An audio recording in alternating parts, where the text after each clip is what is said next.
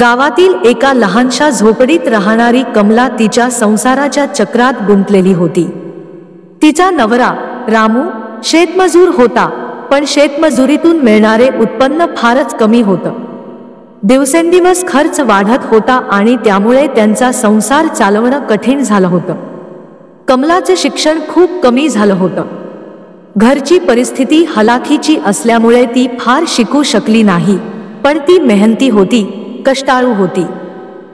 कमलाला एक भाऊ होता, श्रीकांत।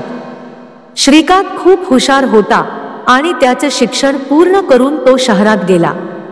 तिथे त्याने स्वतःचं मोठं व्यापारी साम्राज्य उभं केलं।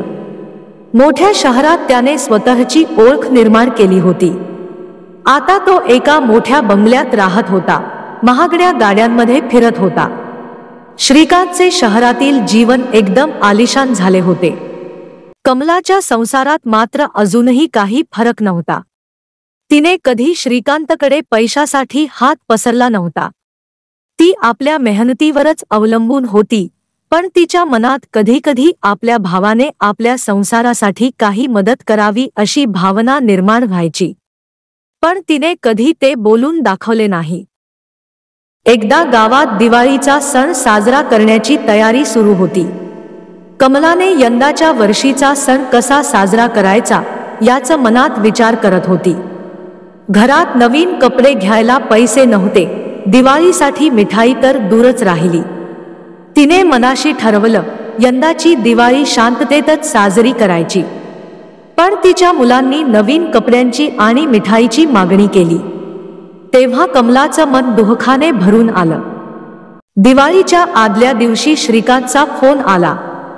त्याने कमलाला विचारलं, ताई, तुम्ही यंदाची दिवाळी कशी साजरी करणार? कमलाने हसत उत्तर दिलं, काय रे, आम्ही गरीब माणसं, आमचं काय दिवाळी, पण तुम्ही मोठ्या लोकांच्या दिवाळीची मजा घ्या। श्रीकांतला तिचं उत्तर ऐकून खूप वाईट वाटलं। त्याला समजलं की त्याची ताई खरंच खूप अडचणीत आहे। दुसऱ्या दिवशी अचानक श्रीकांत आपल्या बायकोसोबत गावात कमलाच्या घरी आला। कमला आश्चर्यचकित झाली। श्रीकांताने आपल्या ताईला मिठी मारली आणि सांगितलं, ताई, तू इतकी का अडचणीत राहतेस? तू कधी मला काही सांगितलं नाहीस।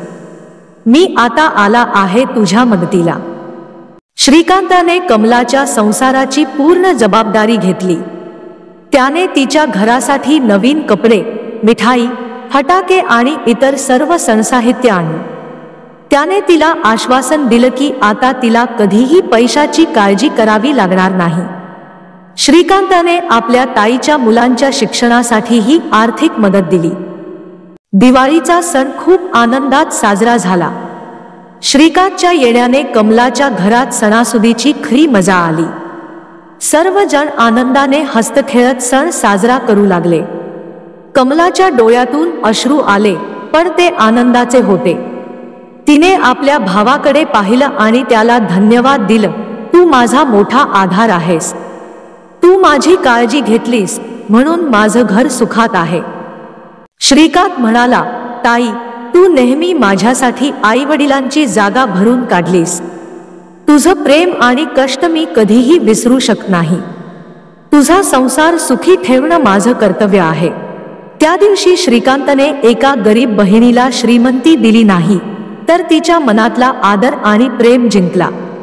कमलाच्या संसारात आता आर्थिक अडचणी नव्हत्या, पण भावा-बहिणीचं नातं मात्र अधिक घट्ट झालं। श्रीकांताने कमलाला पैशाची मदत केली होती, पण त्या मदतीमागचं प्रेम अनमोल होतं।